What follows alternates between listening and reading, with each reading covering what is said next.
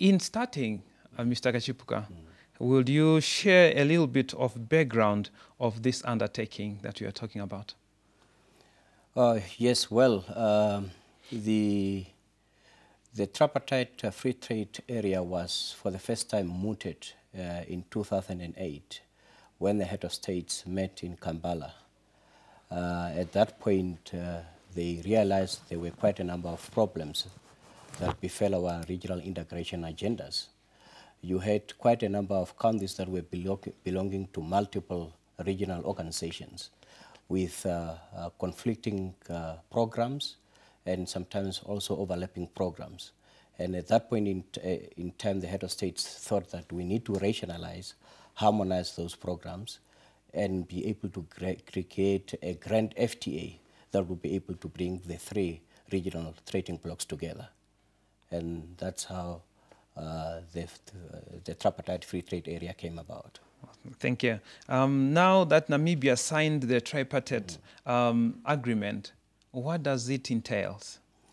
There is a lot at stake. When the head of states launched the tripartite free trade area itself in 2012 in Johannesburg, they realized that they have to look at not only the market integration, but also they realized that integrating the three regional economic blocks together without building the supply capacity and industrializing the three regional blocks would be fruitless.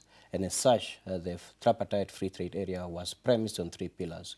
Well, first, on market integration, integrating the three RECs and combine them and match them in one RECs in future, which would culminate in the continental FTA, which was also launched later this year, early this year.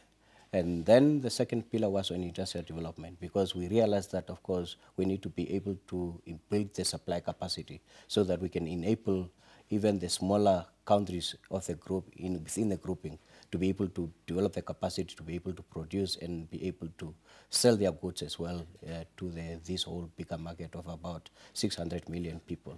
And then there was another pillar which they added to this, which is the infrastructure pillar, because you may realize that there are so difficulties that the business community encounter moving goods from one country to the other. And as such, they realized that they needed to put logistics in place in terms of road connectivity, rail, sea, etc., so that goods could be able to move freely from one country to the other and be able to cut the time that these goods would move from one country to the other.